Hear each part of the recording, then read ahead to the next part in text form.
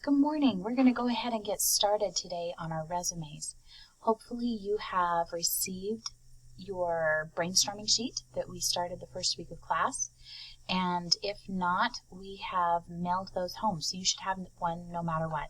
What I would like you to do is now choose one of the jobs from the top of that sheet and go ahead and highlight all of the skills that you have written down, anything that you think might pertain to your job. We're going to be ranking those and putting your most important information first on your resume and moving down from there. So what I would like for this assignment is for you to build a rough draft on another sheet of paper, and you're going to email that to me when you're finished. So you can just shoot it off so that I can see that you have done it. Just take a picture of it and do it. Here are some examples of how to start your resume. Your resumes are personal, so you don't have to do it this way. There are a few things that you do have to do. So the things that are starred on here, we definitely want an objective on there. You want to be able to say to obtain a position as a blank at blank. That is really important. This is where you can put in as a dental assistant at and fill in the blank. You do need an actual place for this assignment. That place can always change later, but for this particular assignment, you are going to need to find a place. So look up something on the internet that is a possibility for a place that you could apply for the job that you're looking for. Don't forget that the job needs to be something that you are qualified for right now or will be qualified for by the end of the trimester. The next thing that you do have to have somewhere on your resume, it doesn't have to be first, but we do want a section for your education. What we're going to do is we're going to do Bear River High School and your dates. Obviously, these are not your dates, but you want to put your dates in there. And graduate in June, and this will say 2020. Okay? In fact, let me get that changed right now. So we're going to go 2020. And probably 2018 through 2020. Now, down below here, we're going to go ahead and put, if you would like, any information. These can be related classes that you've taken. It can be information that you need, honor roll. It could be awards you've received. It could be scholarships you've received. Or you can leave this blank. You don't have to have anything here at all. That's why it says optional off to the side here. You get to choose, so you can just leave that. Now, if you have something like Bridgerland, or if you have post-high school education, you will actually place that first because it's more relevant. I have put it down here only because not everybody has Bridgerland. So if you have that, I would list that first so it's the first thing that they see. And you would put your Bridgerland Applied Technology College. Again, you would put your dates, like 2018 through 2020. You're going to be handwriting this for now. And you can list any, again, if you would like, any courses that you've taken, any related classes that you've had, or you can leave it blank. You can just have the education listed. So you get to choose on that.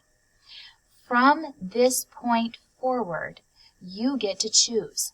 So you're going to look at what you've highlighted, and out of what you've highlighted, you're going to say what categories would those fall under. So if you have service and you want to add service, you can put that. If you have related work experience, you can put that. Again, I would discourage you from putting things that are unrelated if it's work experience. You don't want to put that you worked at Kent's Grocery if you're trying for a mechanical position. You may want to put related work skills and list some of the skills that you know how to do. You can have your own heading for welds if you'd like and list all of the welds down below. You can have a list for certifications if you'd like, but basically all of these are options. Okay, they're options for additional headings that you may design your own to match your experiences. When we are finished, we are going to have one page typed, so you've got to have enough information there.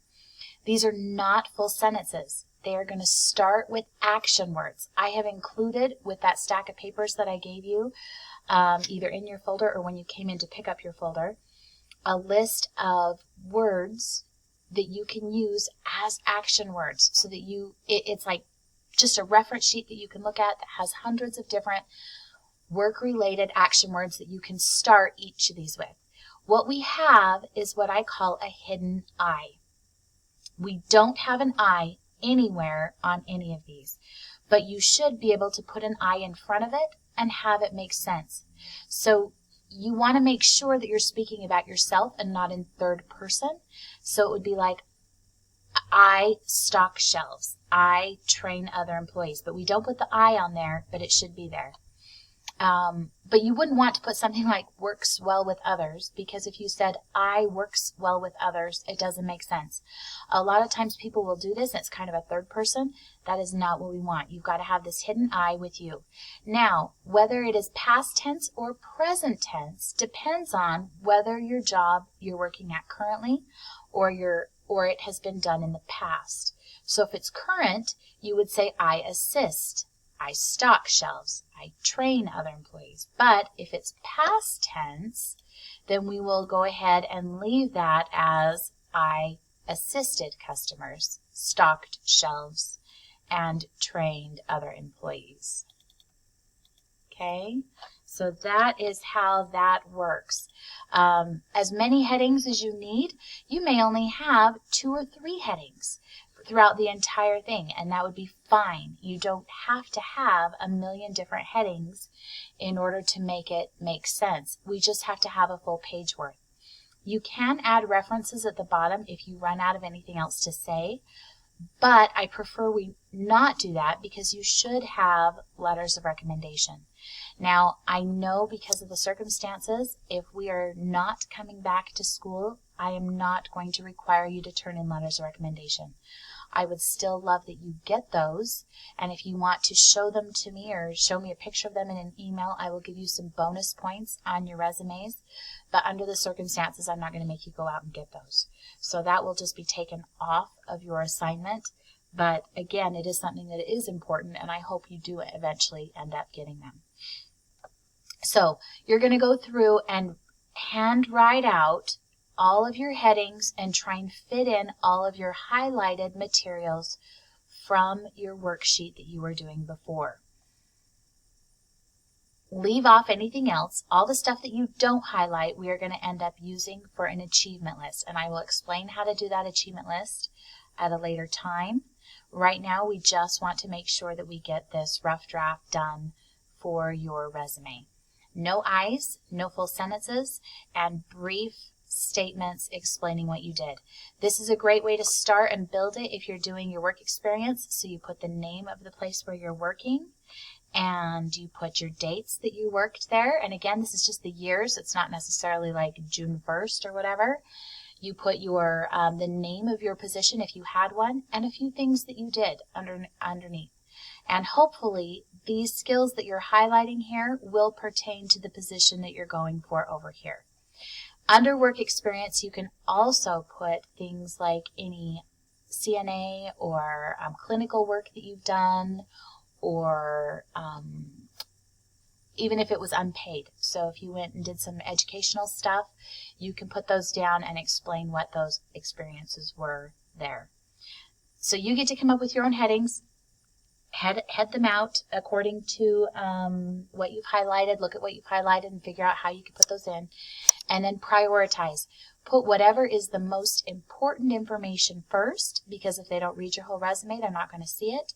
And go from most important to least important. So if the education gets pushed down a little bit, that's not going to be a problem.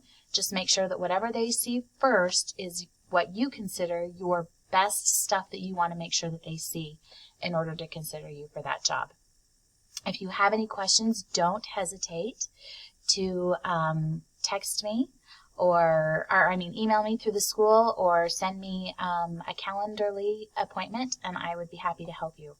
But other than that, we'll have you just take a picture of that rough draft and either submit it through Canvas or email it to me, and I will get that score in. And then in a few days, I will show you how we are going to put that into Microsoft Word or Google if you don't have Word, although I do prefer that you use Microsoft Word. It has better resume formats. So anyways, have a great day. We will get through this and you'll have an awesome resume by the end of the trimester. Thanks, guys.